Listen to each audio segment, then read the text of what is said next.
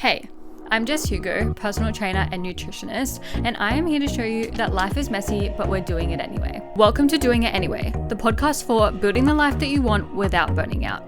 Let's get into it. Jessie Morgan, welcome to the podcast. Hi. I'm excited to be here. I'm so excited to be here. Jessie is the first guest to come on, but I told her a little sneak peek that starting these episodes, the first question is always going to be, without any context, anything at all, give me one word to describe the season of life that you're currently in. Chaotic. And now elaborate.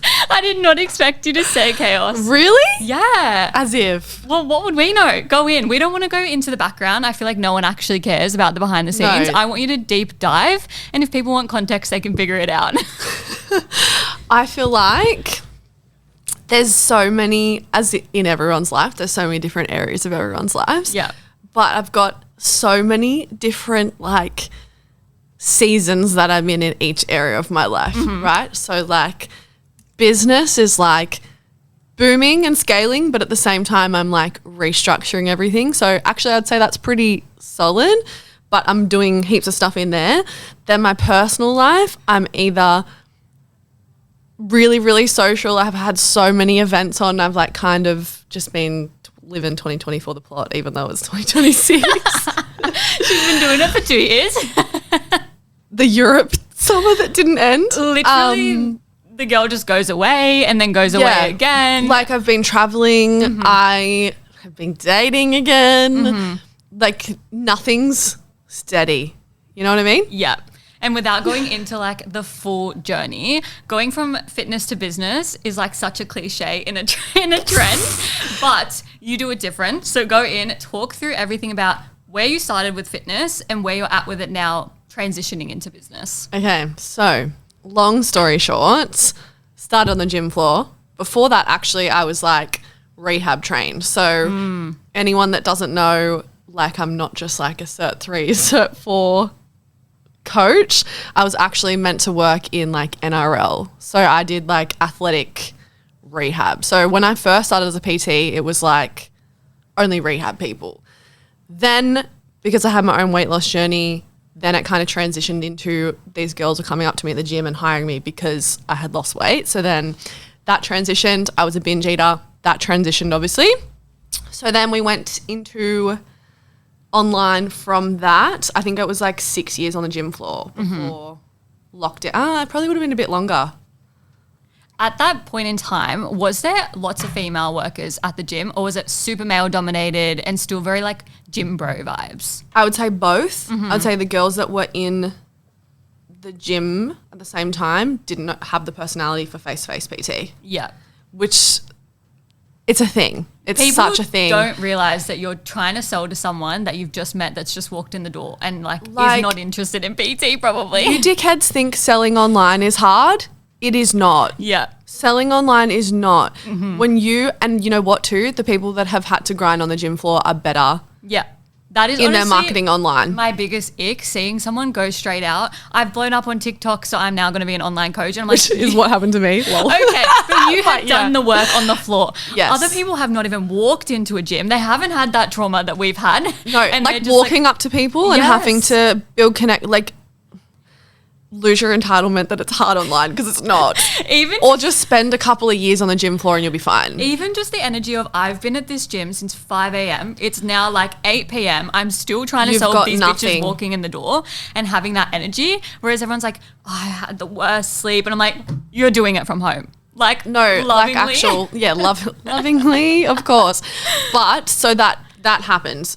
Went into lockdown, obviously all the gyms were closing. We were what the fuck is going to happen? I had already had Trainer Eyes. Lol, Trainer Eyes. We love her, but no more. Not many coaches had Trainer Eyes. Yeah. It was brand new. It wasn't a thing. I was charging $15 a week for my app. Yeah, so you were there before it was a trend.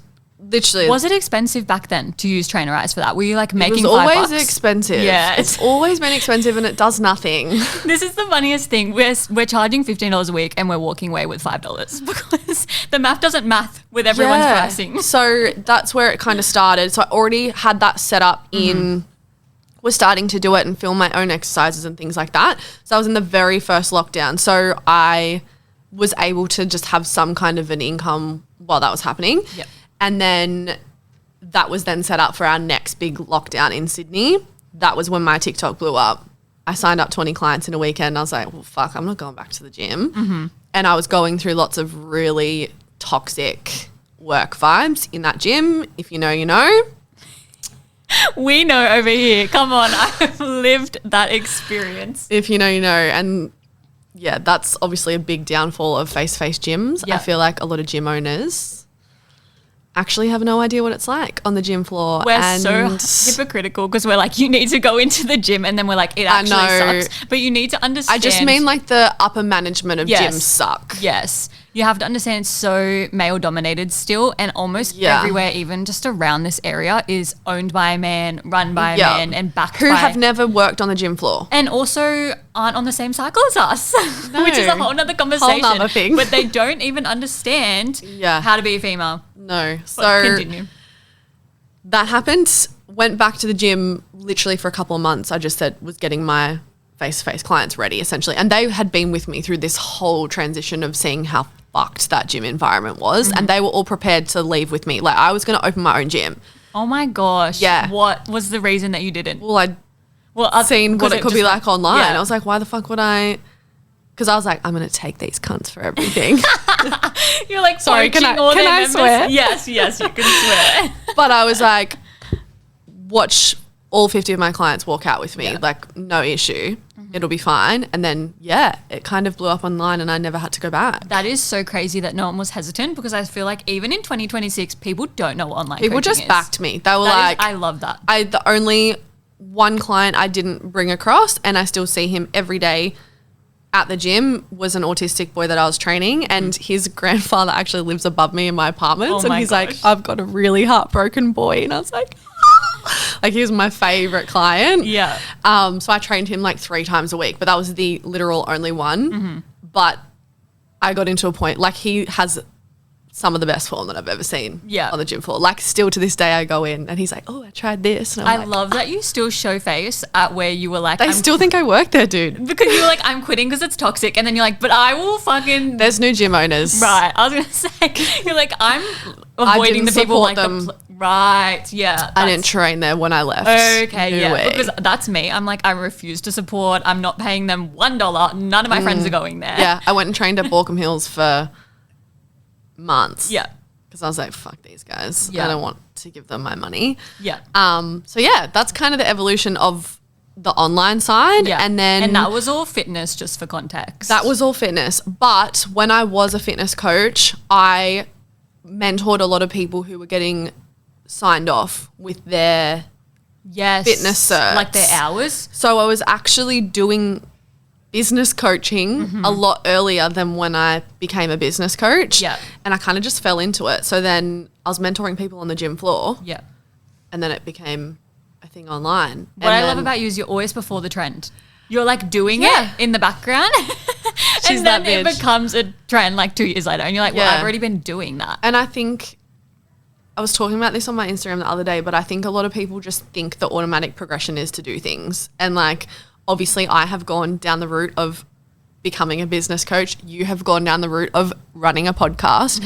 These things obviously naturally do happen. It's like people automatically think you've got to go online. People automatically think that after 3 years of running a business, you know what you're doing and then you can be a business coach. Yeah. Like I wasn't a business coach until like at least 7 years in. And even then it was like properly advertising it, obviously. But even then it was like I was doing maybe like 1 or 2 people. Like I wasn't even like actually advertising it. Do you know what I mean? Like now I'm like full on business coach. Yes, I would say even just from like being a follower in the last few years, it was very much still very fitness focused. And then I would say, I don't know the timeline, but the last 6 months it would be like business. Yeah. So where are you at with fitness? What are you wanting to do with one-to-ones, online coach? It's also you're going through like an identity crisis. No, so actually. you're like, I'm known as like fitness girl Jess, and now I'm just being like, I don't want to do that anymore. Or like, what? Tell me. Yeah. So I think I always want to still have my fitness coaching side. I feel like a lot of business coaches do that. They quit that side and they go all in on that. I actually think I get a lot of leads because I'm still doing the fitness side. Right. But they're my bread and butter, and I love, it's actually rewarding. Like, I genuinely love working with these girls, especially like binge eating coach. Like, it's, yeah, it hits different when you change someone's life, right? And I can honestly, I can do that in my sleep. Yeah. Like, so easy. But this season that I'm in is being super intentional with who I'm working with in that high touch. And I'm only working with, I think I said to you earlier, I have 22 that are doing check-ins every week. That is it. Yeah. And as someone, like, I had 100 one-to-ones at one point. Yeah. Like, that is ridiculous. Obviously, different tiers. Some were low touch, some were high touch. How long did you used to spend doing check-ins on a Monday? No, just 2 days. When I had that whole thing, it was 2 days. Okay. And even now, it's only like a couple of hours. Okay, she's got it organised. She's efficient. Once again, gym floor. When you're used to working 70 hours on the gym floor, couple of days to get through 50 check-ins, let's say, is light work, like actual light work. I think the problem is as well, and you've probably seen this just from being a business coach, is everyone's sending each client a 1 hour freaking Loom video and like doing all of this. And I'm like, my clients literally just want to know that I've seen what they've done. They don't want to watch that. They don't want to watch it. They want me to send them a voice message saying, yep, seen this, done that, like check. Literally. Perfect. Like, this a is what long we're one focusing for on. me would be like 7 minutes. Like, that's long. That's Honestly, like showing them, like, yeah. and one thing I do with my check-ins too is like form videos they don't give to me in their check-ins. They give them to me as they're doing them. Yeah. So that takes a lot of time off Yes.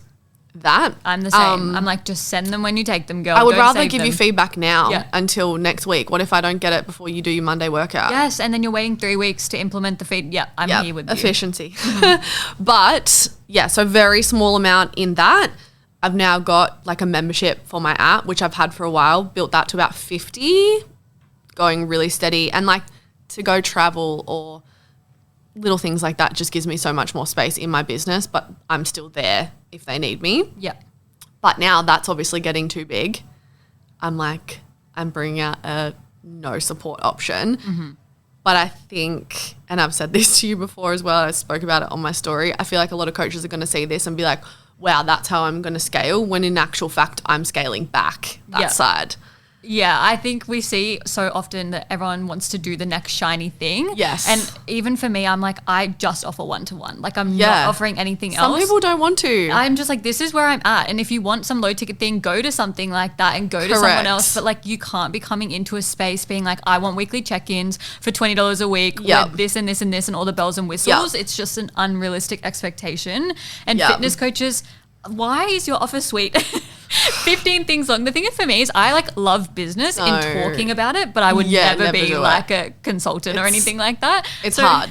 I like look at it and I'm like, what the fuck? So what do you do when people come into your business space with like a fucking nightmare of an offer suite? Their messaging's whack ass. Like, how do you strip it back and start fresh with someone that's like, we're going to actually start here because you're doing everything fucking wrong? Yeah, it's like, okay, let's look at, one, we're cutting down these offers massively. You need maximum 3.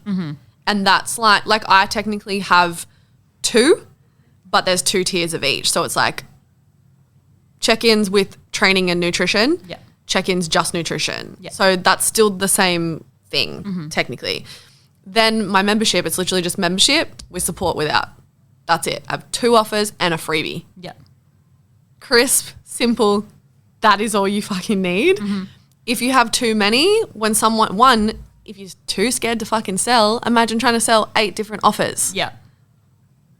And it just gets so confusing whether you're on a call or in the DMs. Or Right. like someone's like, How do you remember? This is my problem. And you're like, oh, well, you kind of fit in the 8 categories. So which one do you want? And it's Correct. Then you've lost their trust. Correct. So for you in selling, really confusing. For them, inquiring, really confusing.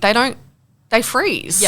They don't know what's clear for them. And also, if you don't know how to sell, and not selling like selling on Instagram, I mean like in a sales call, let's say, you don't know how to do that, then they're even more confused. So it's like, if you have 2 really crisp offers that's like, this is for this person, this is for this, when someone inquires, you can go, yup, this is exactly where you need to be. Like, if someone is like, oh, I'm just going to see if I'm going to make it in my budget, or, oh, I've tried all these different coaches and nothing's worked. Like, I'm really anal in what they're saying, and I ask very specific questions so that I can vet them into whatever space. But like, if I'm already picking up they're not going to be a serious person, you're not fucking going in one-to-one. No way.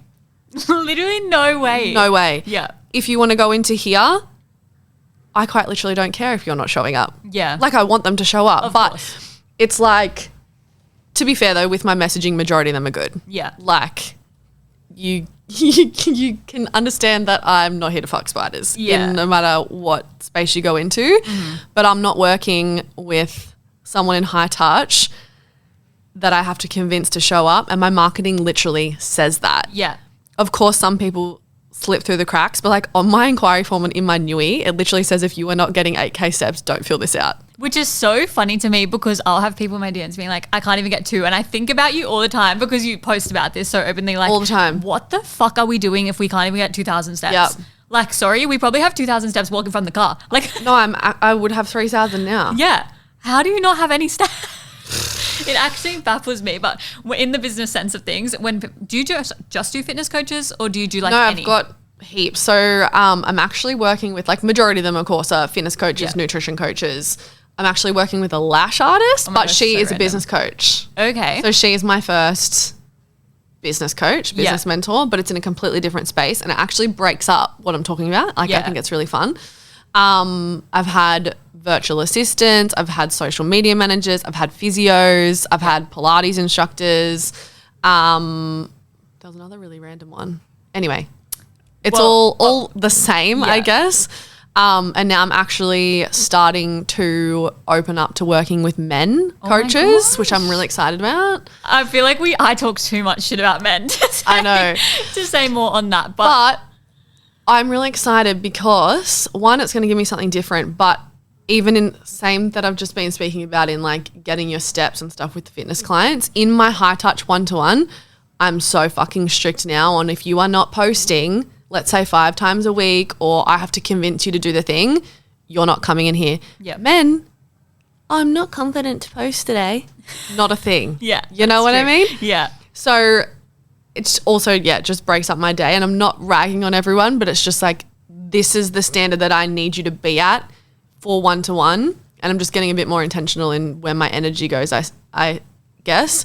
But I have a space for people that don't feel confident posting. Fast track is where you start. I think you're also just at this point where, of course, you know your ideal client, and of course, you know who you want to 100%. be in that high ticket offer. But what is like the number one thing people come to you with? Like, what is the number one problem that you see like fitness coaches or just business struggling with? And it better not be posting consistently, because honestly, choose bigger problems. But what is the number one thing that every single inquiry is kind of touching on this area? Do you know what? I would say everyone's problem is self-doubt. Yeah. And no one backs themselves to make quick decisions. So they come to you with, I'm not consistent with content, or I'm not confident online, or even just like not knowing where to start building a big offer, right? It's like everyone just doesn't have that belief in themselves. And it all comes down to, if people made quicker decisions in their businesses or fitness, they'll be so much further along. Do you feel like this is like a female thing though? Because I think some days I wake up and I'm like, I am on fire. And then the next day I'm like, I fucking hate everything and I'm not posting. No, I'm not posting. That's not an issue of me. But like, you know, I can't even be bothered entertaining a conversation today. I feel like shit. Yeah, I totally get it. But I feel like we're in this era of everything's really quick and easy in everything. Fucking dating, you can get on a dating app. Like, you can see 100 different men within 5 minutes. Pop off, queen. Well, I mean, they're all going, you're all going left. Yeah, literally. Bugs next. Bugs, I can't. No, but I feel like people want it now. Yeah. And everyone, it's like the industry's too saturated. It's not. It's like everyone has these excuses, or everyone's hesitant, whatever that looks like. And like, I probably still do this. Like, I'm not saying I'm fucking immune to it. Yeah. But like, it's just, there's levels to it, right? But everyone gets so caught up on what everyone else is doing that then they don't move. Or what if it doesn't work out, so then they don't move? It's like, you're actually more scared of getting the fucking thing. Yeah. It's like, okay, well, what if your business does blow up? What if you do get all the clients and you actually have to be the person that you say that you are? And that's scary because you have to be seen in that. Yeah. You don't realize until you get into business that it's literally like self-development on steroids, and you're embarrassed of your shit. And 100%. then you're always go deeper. And you're like, fuck, I've got this trauma from when I was 10. I know, it's a lot. But I think, yeah, whatever it is, it's like people know what to do more than they think they do. Mm-hmm. Same with fitness. They know they need to exercise. They know they need to eat better. Mm-hmm. It's like that secondary gain. We love having someone there 100%. To complain to. And I spoke about this on a fast track call yesterday, actually, because I was like, okay, I could sit here and I could say, post 5 times a week, be on your stories, I could give you my exact strategy that would absolutely work. If you have a fear of being seen, you're not going to do it. Yeah. And at the end of the day, your fear of being seen, you gain, that's obviously the root cause of it. But like, you not posting is benefiting you, because then you don't have to be seen. Like, and that's with everything, like texting a dusty, crusty fuckboy because they give you validation. Yeah. Even though you know they're a shit cunt, you still do it because you're gaining something from it. Yeah, it's very much like where people are like, oh, I'm not going to go on social media and I'm not going to scroll. And then they literally, like, what do? You go on your phone, you go from app to app, and you're just stuck in that shit because it's self-soothing in the moment. Yeah, it's binge eating, like everything. We are always gaining something. Even us. Once again, we are not immune. But like, literally, as I said before, I love a little complaining moment. I love to complain to someone, but at least that would be what I would say. We see ourselves in it. Yeah, that's the difference. I think a lot of people aren't self-aware to like what they're doing. And you see it again in business. You can sit there and be like, I don't want to post whatever. That's holding you back. Yeah. You're not getting there. Yeah. How harsh are you with your like one-to-ones? Business clients? Yeah. Harsh. Mm-hmm. But I was having this conversation as well on a fast track call. I was like, you also equally know that I'm the safest person you ever speak to. Mm-hmm. I never judge you. I've done all the same stuff. Yeah. But I'm a shit coach, shit friend if I let you continue to play out a shitty behavior. Yeah. And I'm so fine in potentially triggering you. None of my clients get triggered, by the way. Mm-hmm. But I'm so fine in that I am going to trigger you if it's going to get you your result. Yeah. You're not paying me to fucking coddle you. Yeah. And if that's what you want, then you're not in the right space. And I've broken up with a few clients lately because I can't be having the same conversation for months on end with you not moving. Yeah.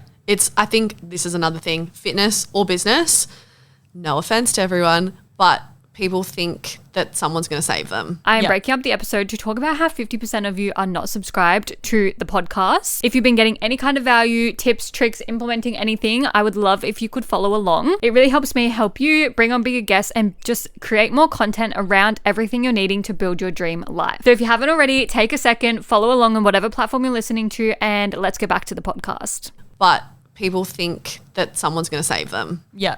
And then when they realize that they have to do the work,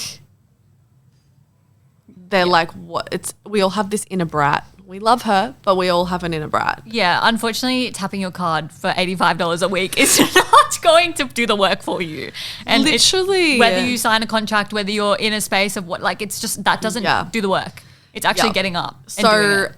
Okay, so I've been navigating a lot of burnout lately just because social life and the business life, they're button heads, right? But a big part of structuring and alleviating some of that burnout has actually been being so much more intentional with who is in that one-to-one space. And I love these clients. It's just, and like I would absolutely come back to them as well. There's like literally no blood. It's just like until you are actually moving that needle, I don't know. I don't want to take your money either. But I need to be so intentional with like when you're hiring a coach as well, not only do I deserve to plug in and be so excited to fucking mentor you, for sure, you deserve to have a mentor that's not resenting the space that you're plugging into. And that just doesn't feel, it's not like, fuck these bitches, they're not doing the work. But it's like, you deserve a better version of me as well. I think as well, like people will be listening to this that aren't in fitness or business and whatever, but it also goes for friendships. You 100%. Don't want to surround yourself with friends that are always dragging the chain, like never showing up and doing the things they said they were going to do, even if it's not fitness. No. Even if it's just like they're always bailing on like a fucking dinner with the girls and you're just like, I fucking hate this person. I literally don't want to hang around them. It is the same energy in a one-to-one. Yeah. And as you said, like, are you harsh on your clients? I know that when I'm, let's say, delivering a not so lovely piece of it's lovely. It's just like maybe it's not what you want direct. to hear. It's what you need to hear, right? Or I'm breaking up with a client because of XYZ. I know that I'm moving with integrity in that, so I'm okay with it. Yeah. I think you would regret more not saying the thing and then them going on this full spiral than like actually saying something, trying to nip it in the bud straight away, like insert all the things. Yeah. And even in like my inquiry processes with business and fitness, like let's say, okay, you've inquired for coaching. I'm literally always like, we go through everything that you said in your thing, but I'm like, how often are you posting and selling in a week? And if you tell me that you're not consistent, I don't even tell you that one-to-one's an option. Yeah. It is down the track, but I can't do anything in this space until you have all of your ducks in a row here. Yeah.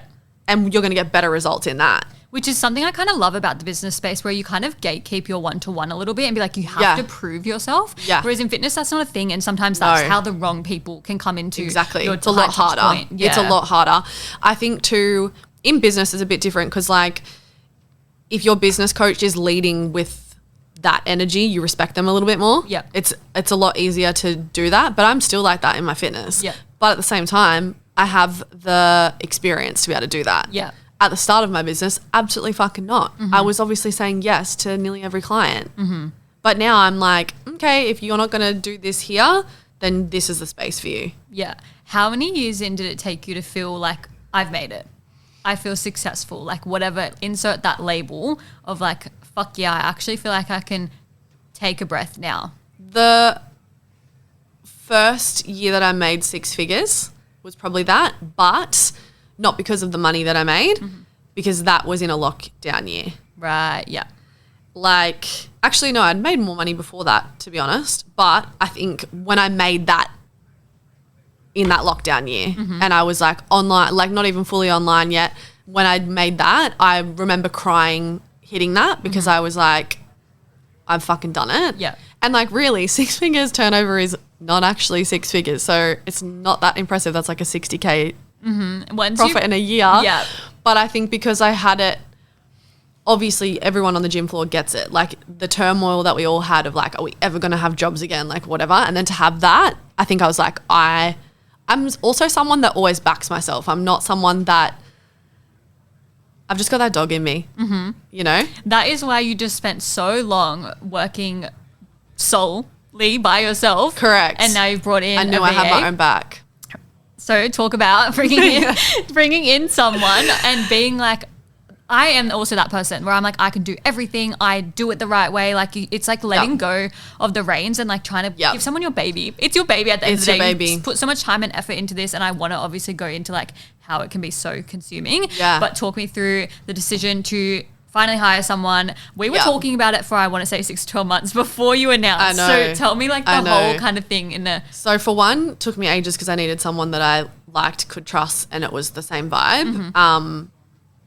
I wanted someone that couldn't just do all my like little admin things, but could be around social media stuff, emails, that I could just be like here. So I'd say she's kind of not just a VA, she's probably a bit more like my OBM, like probably a bit of a crossover. Yeah. My type B ass needs someone type A massively. And like first thing in the morning I have a message, she's like, okay, I've done all these things. This person's still late on this. What do you want me to do with it? Like, she's fucking amazing. Love you, Kate, if you ever listen to this. I feel stupid that I didn't do it sooner because I would have had so much more space, which I think is a big reality for a lot of people. However, I'm also very glad that I did it the way that I did it. So I think a lot of people hire too early. So there's 2 flip sides to it. I probably should have done it a year ago. Yeah, that's when we were talking about it. Exactly. What was the hesitation? I hadn't found someone that I liked or trusted to see my money. Yeah. Yes, that was a bit weird for me. I think before that, like I was definitely obviously ready, but all the years before that, I was like, that's money that's not in my pocket. Yeah. So when I obviously flagged it for this year, I was like, oh, I don't care. Like I'm someone that throws money at everything so that I don't have to do it. Everything. Like I was paying my brother to clean my car. I'd pay him like $50 to like clean my car when we were kids, dude. In Bali on the fucking beds getting the drink service. You don't want to know what I spent in Europe just to have people like come up and serve me drinks. Oh, maybe it was Europe. I might have stuffed that up, but No, but I was doing the same in Bali. There you go. Fair enough. But Bali, it's a lot cheaper. Yeah. No, but I'm always someone that will throw money at someone so that I don't have to do it. Yeah. Like I have a bookkeeper, I have an accountant. Like I don't have to do shit. So yeah, as I like in more recent times, I was like, it actually wasn't a money block. But before that, absolutely, I was like, oh my God, that's more money that's not in my pocket. But I'm going to make more money because I have more time to do content, to do launches, to do fucking ads if I wanted to. Like I actually have that space to be creative and service my clients. And I even said to my mentor, I was like, if I could just do content and talk to my clients every day, life would be so fucking good. And that's literally what life is like now. do you feel like it's funny because I don't know if it's a money mindset thing, right? Because you're like, I'm just spending all this money, I don't care. But then in that same sense, you're like, I don't want to hire. Do you feel like that's a money mindset thing for you? Do you think it's something that's kind of happened from like your childhood or anything like that? Because I think for me as well, and it's probably our generation of parents, they're very like hustle. Yeah. And they're like, oh, I grew up on milk crates, and you're like, I know. you're like trying to buy a James Lane couch, and they're like, what the fuck? So do you think it came from that or anything? Yeah, I would say definitely the money mindset thing of like, no, that's more money in my pocket. I need the safety of having all that extra money. Yeah. So there is an element of that, but as women as well, so there's that. But a lot of us, as you said, we grew up with hustle parents who worked for everything. So we're all like independent girlies and we think that we can do everything ourselves. I think a big part of it is like, I in fact can't do it by myself anymore. And me not is capping me. Yeah. And not just capping me like energetically, but obviously money wise. Like I was making fuck off disgusting money and I still couldn't hit it. So like I speak on my stories all the time, in my content all the time. You're capped at 10K months because of this. You're capped at 20K months because of this. Same thing was happening to me at a higher level, but just not in me. Do you know what I mean? It's like, it's the same new level, new devil, but it's the same level, just with a wig on, you know? And I think as well, when you're doing everything on your own, you start becoming like a shell of a human and you don't want to go and socialize and you don't want to like spend any time. So how did you go with friendships? Because I know you have some like lifelong good friends and they're not just like business friends, you know, you have that good separation. Majority of my friends aren't business friends, like, in fact. Perfect. It's great. Because like, of course, we want friends in business to chat shit like this. But I just want to have normal conversations outside. Were you showing up as like a good friend or were you finding it really hard to be like, this is me in business and I'm so fucking busy and doing everything on my own, I can't go to your thing? No, because I don't touch work on the weekends. Love. So it was getting to, I'm like, I have no more fucking hours in my day.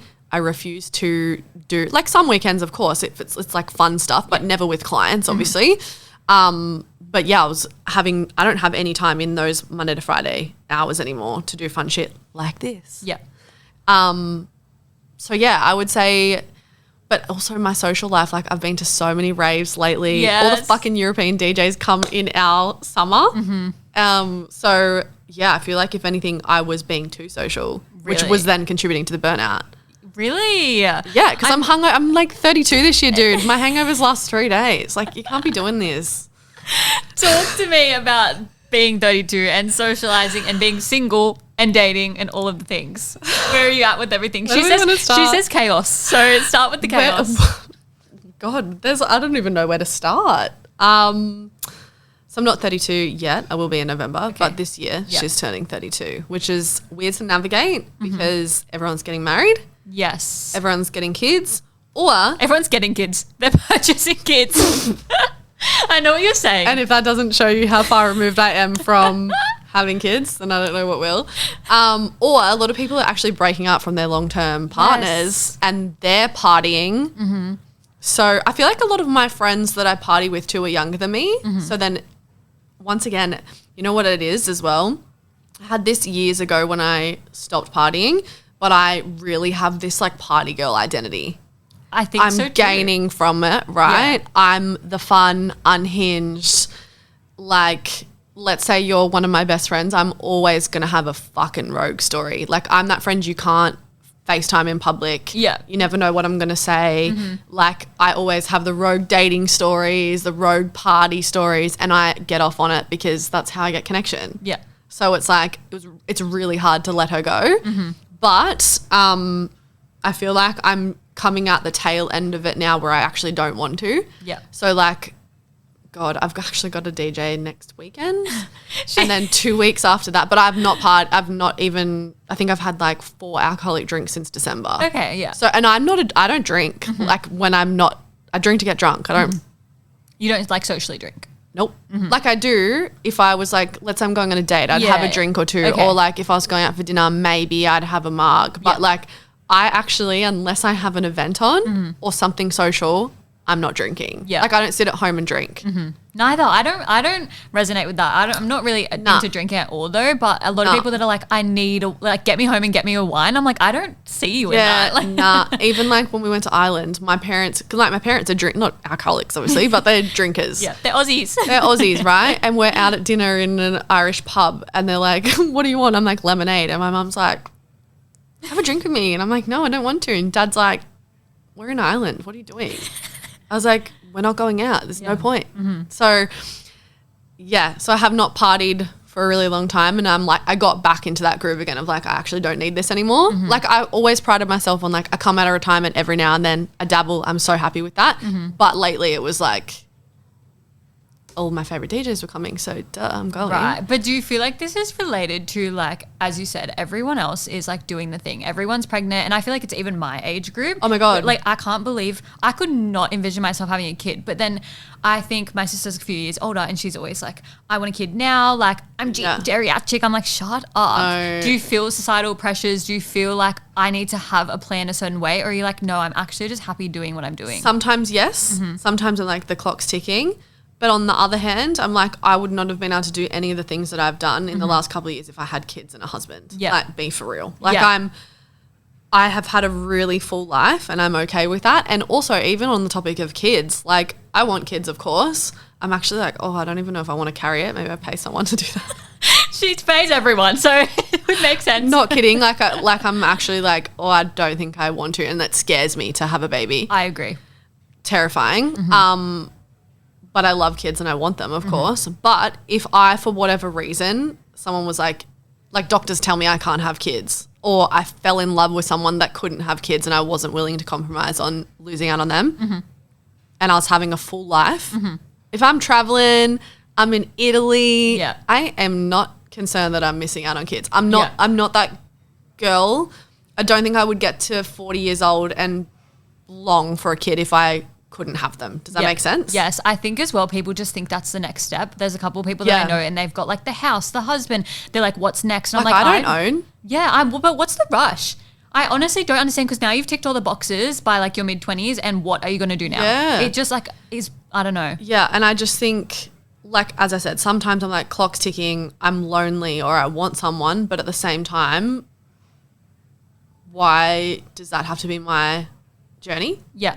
It doesn't. Like, as I said, I don't own. I've got no fucking interest to own right now. I'd rather meet a rich man's and we put all our monies together and we get a better place. Yeah. I'm not buying in Western Sydney. Yeah. No, thank you. I know. And also, like, a child is an 18-year commitment. Even I have a cavoodle and she's like mine. And I'm like, she's a full-time job. I can't imagine committing to kids. Like, that's just like, we're too busy living our life in this like weird, abnormal way because of like what we do for work, that I just feel like that is not a piece. No. And I also too understand though, being the age that I'm at, when I meet someone, it's probably going to happen a bit quicker. Of course. When you meet them, because it's like, you're older. Cool, we're in our 30s, but I still want that time to be selfish with them. Yeah. When I was younger, I was like, oh my God, I don't want to be an old mum. Whatever. But one of my cousins, she didn't have her first kids until she was 40. Her kids are like 3 now. Like, I don't see her as old. Yeah.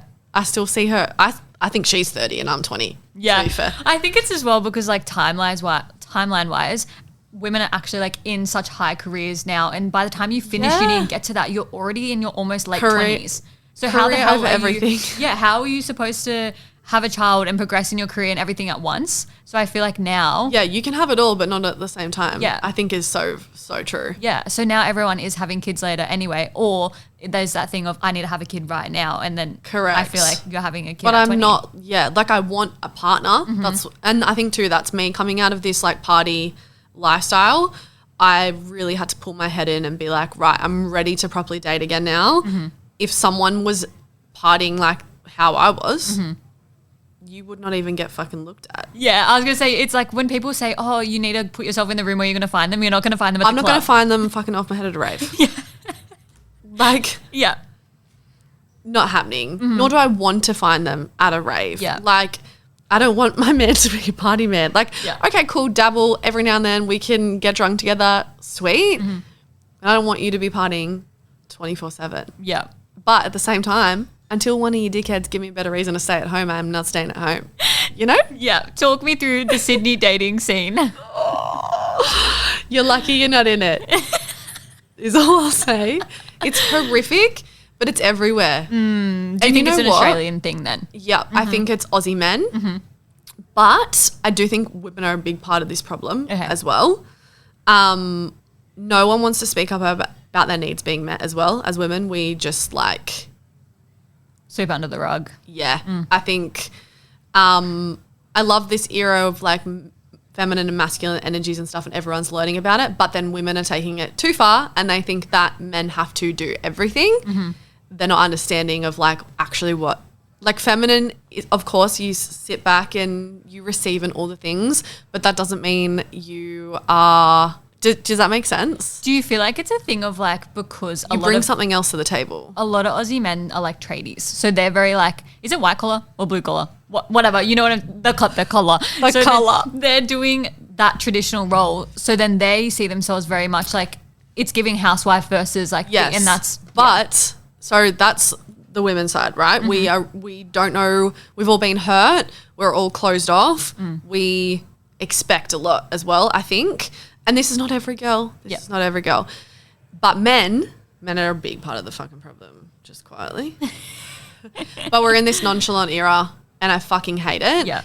Women are doing the work. I think we have come so fucking far in society. There's still a lot to go, but we can earn more money than them. Like, chances are I'm going to probably earn more than a lot of the men I meet. Yeah.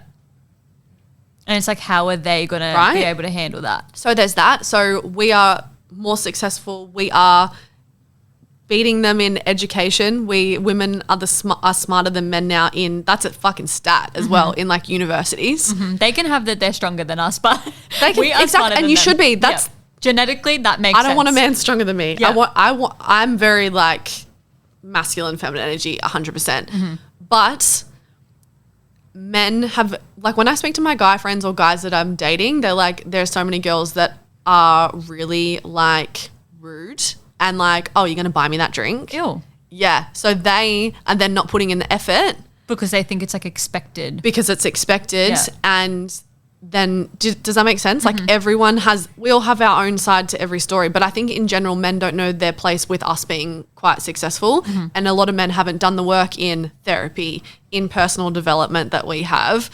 And yeah, they don't know where they fit. So it's kind of like their masculine role isn't like traditional housewife and man anymore, if that makes sense. Yeah. Me just like getting so deep on this. But like that's what I think. I think overall everyone's been hurt and no one wants to put the effort in case they get hurt again. Yeah. So is that your experience talking to people? Do you Aussie feel men? like- Yes. Yeah. Your girl's been dating foreign men and they are way better. But then talk us through like what actually happens. Do they fucking live here? Because also we don't have many backpackers like in our suburb. So they're all near the beaches They're all and in the stuff city. like that. Yeah, every foreign guy that I've dated is like in the city. But when I go out in the city, the only men that come up to me are foreign. That's interesting. Literally. It's Why all, do you think that is? Because that's what they're taught. That's what Yeah, they're they have the up- confidence. They have the confidence. They also too, once again, a women problem. A lot of girls sit back and expect, like, I'm not saying go up to men and talk to them, but like you have to like smile at them. I was gonna say body language. You If know you're what not I mean? standing there, if you're sat open, here like, you know, your body language has to be open. I went out with a friend, it was last year sometime, and I got hit on by like, and this, like, of course I get hit on, I get drinks bought for me, whatever, but this one night was outrageous. Like I had two men pulling me in different directions in Ivy Pool Club. I was like, oh my God. And she was like, I've never felt so ugly coming out with you. I'm never coming out with you again. And I was like, she's hotter than me. What the fuck? 10 times hotter than me. I was like, it is literally, one, you're brunette. I can't help it that these men are probably like, I like blondes, like whatever. But I'm like, your body language is so closed off. That's why no one's approaching you. Yeah. It is quite literally as simple as that. So then all these girls are going out like, no one talks to me. No one does this. And I'm like, are you open to being spoken to? I kind of hate that friendship dynamic because, like, why are you hating Yeah, I on know. me? It was bitch? a joke, but still, I'm like, girl, she's way hotter than me.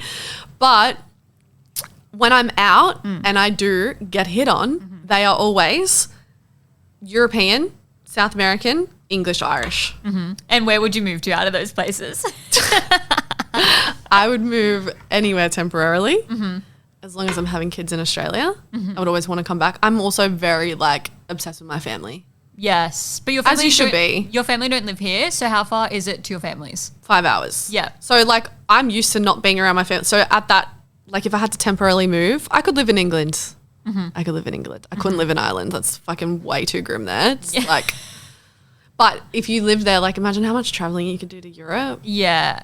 Brother. We don't realize how easy it is to be in those places. Like I instantly easy. would think, oh my God, seasonal depression in England. Like I would hate it. But then you can go on a weekend away Correct. to a whole different place. Literally for like £70. Yeah.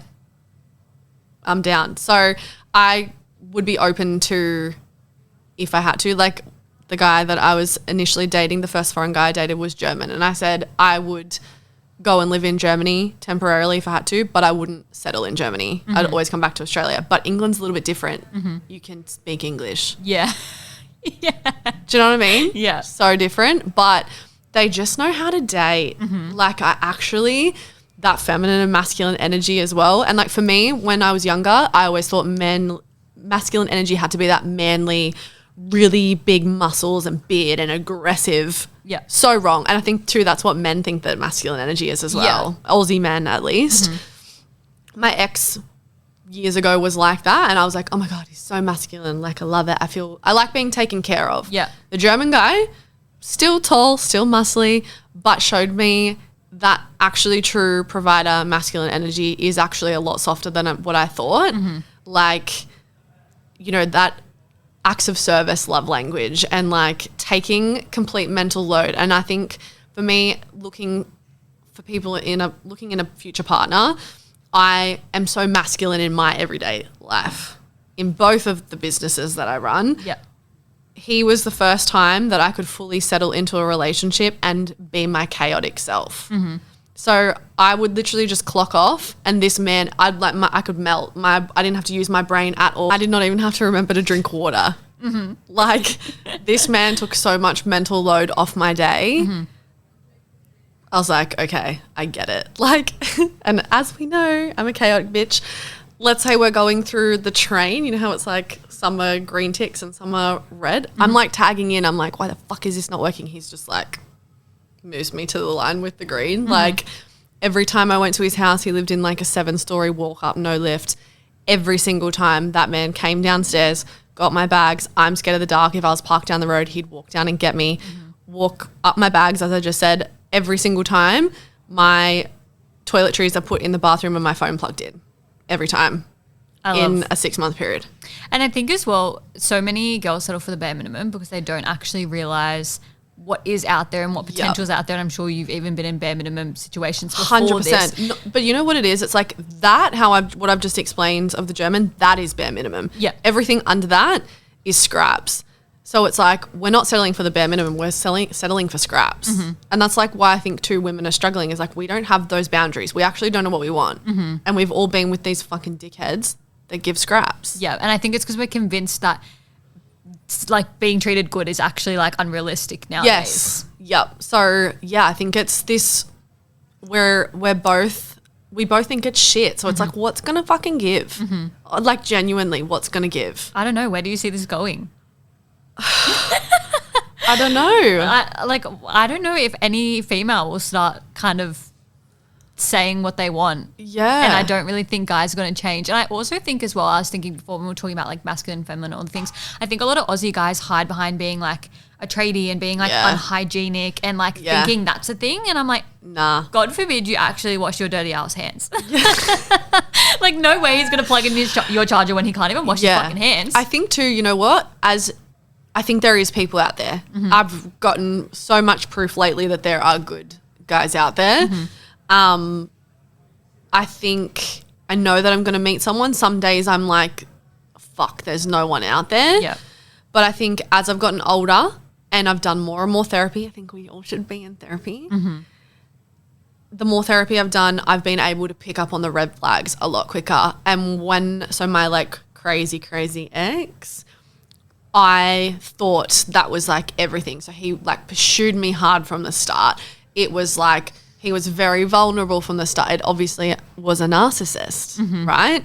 So I thought moving quick. So my anxious attachment needed someone to move quick to feel safe, right? It was like constant. Now I'm like, you try and move quick with me, that is the biggest red flag I've ever seen. Like things that we don't normally pick up on as red flags. And not that I'm like closed off and I'm a very, very open person when I'm dating, but I look for a lot more things. Yeah. I think too, it's like that translates into like my inquiry forms when I'm vetting a client. You know what I mean? Yeah. Like I'm just a lot more firm in myself. Just so much I know what I'm looking for. Yeah. I know what I'm looking for in literally every aspect. And I leave when I see said red flag. Yeah.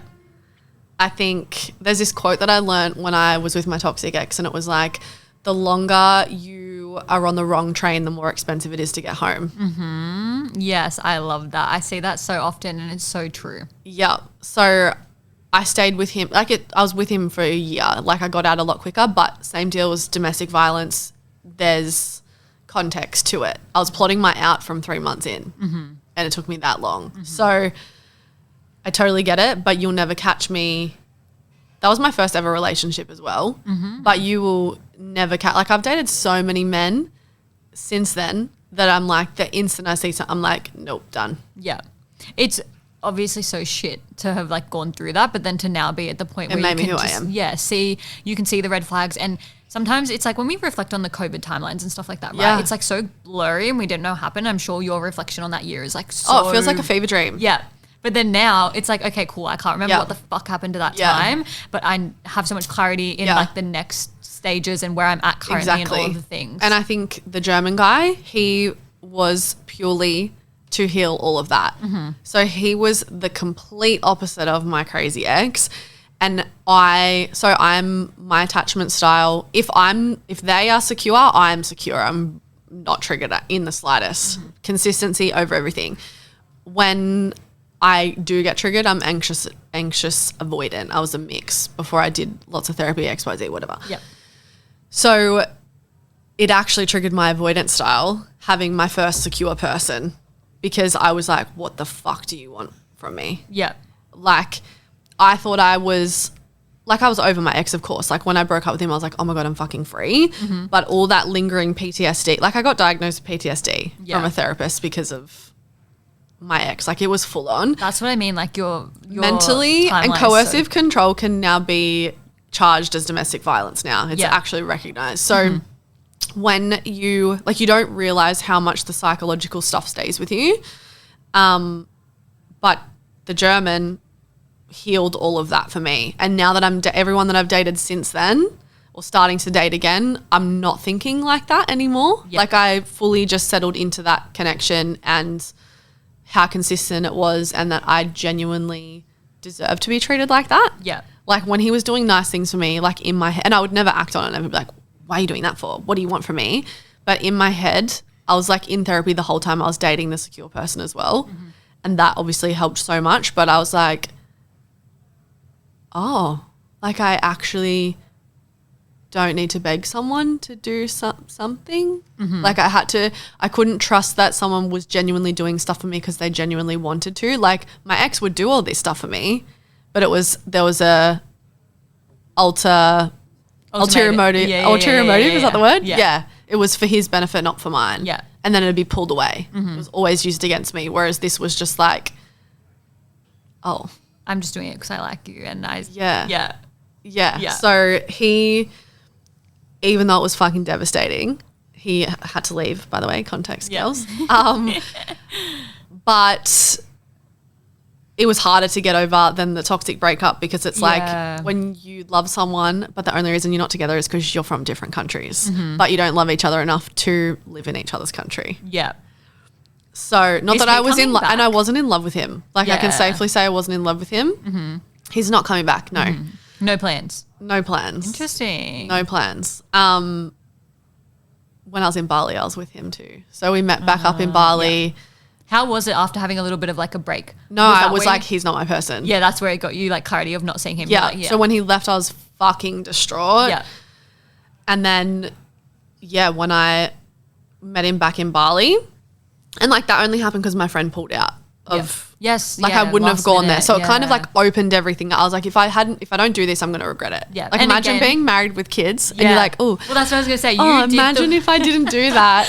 Again, you like did the work and you were open. It was the same with the body language conversation and stuff. You were just being open to the experience, and then all of that. I'd regret it if I didn't. So then when I got there, I was instantly like, yeah, this is a closure week. Yep. And then I could move on from it. But I think why it's hard to get over now is,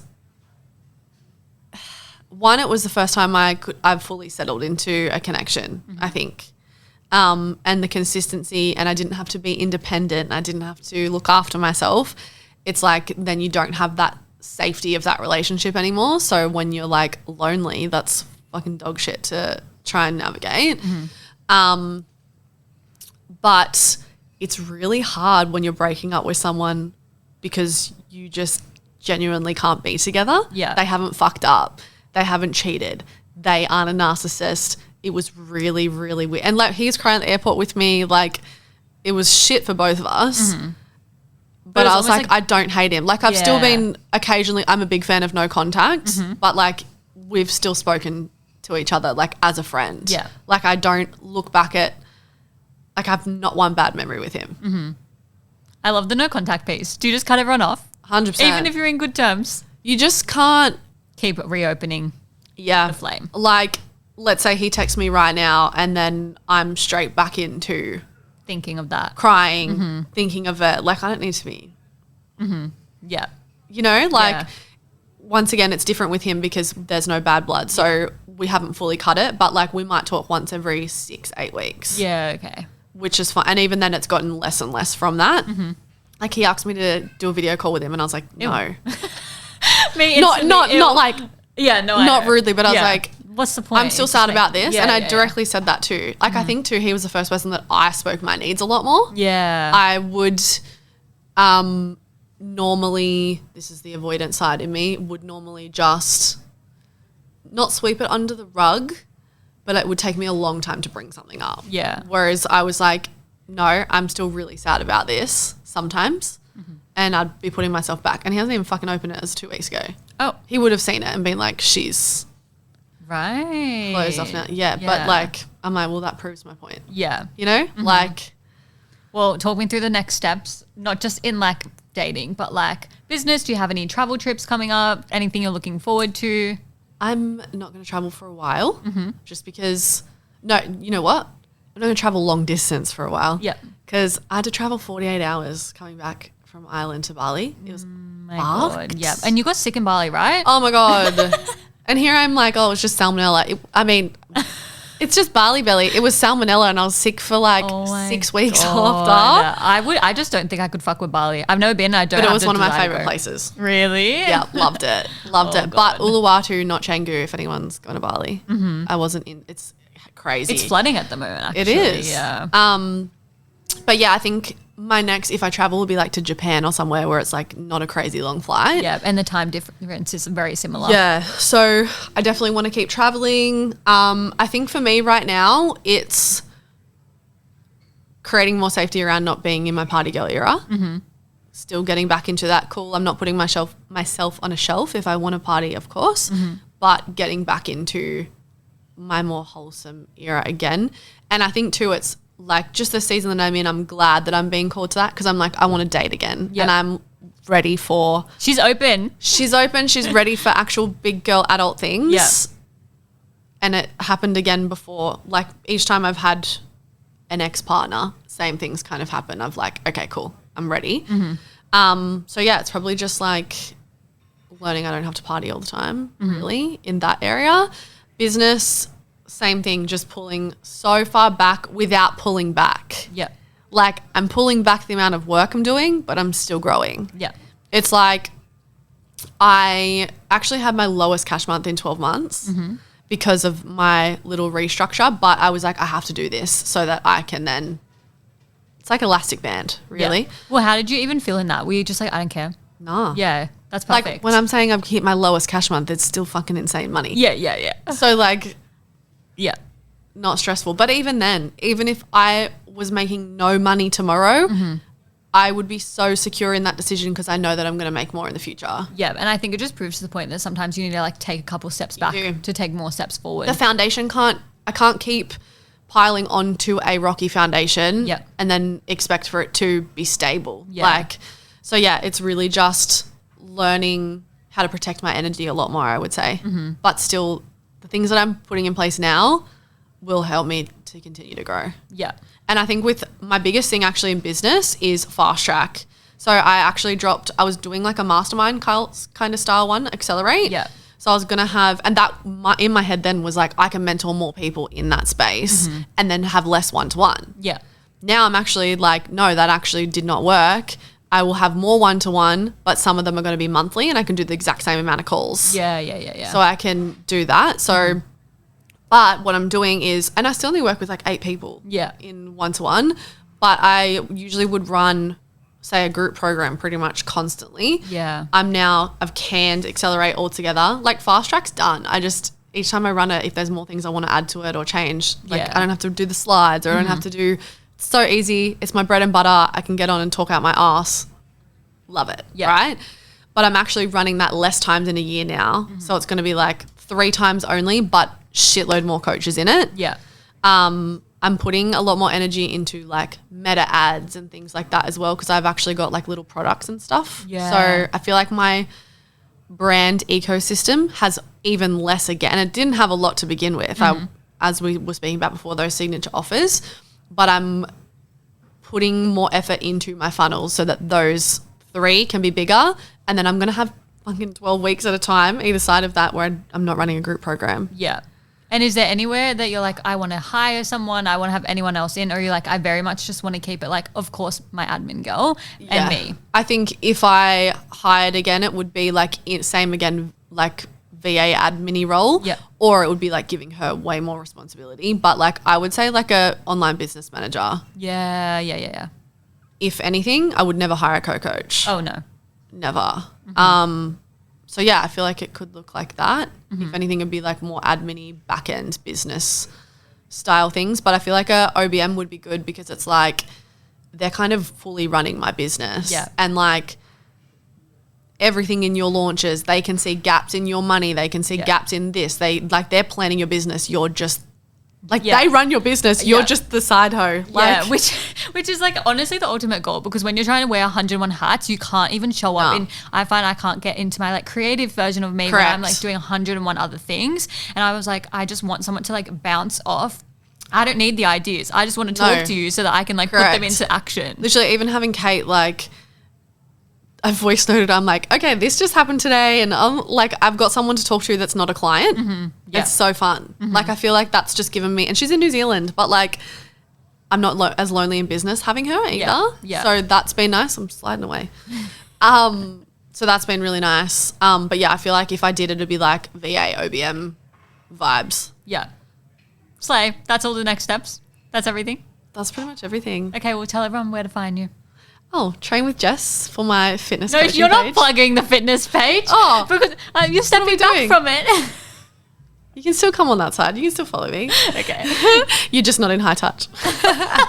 Train with Jess is like my main big personal brand. And then It's Jessie Morgan is my business page. And what type of content is over there? The harsh shit. Canty. Thanks for coming on, Queen. Thanks for Hope you having guys me. enjoyed the It's been an conversation. honor to be your first guest. Yes, And that is a wrap on another episode of Doing It Anyway. If you enjoyed today's episode, I would love for you to rate it 5 stars, share it with your friends, share it on your stories. And if you have any feedback, I would love to hear it. Please shoot me a DM on Instagram. All my links are below. See you in the next episode.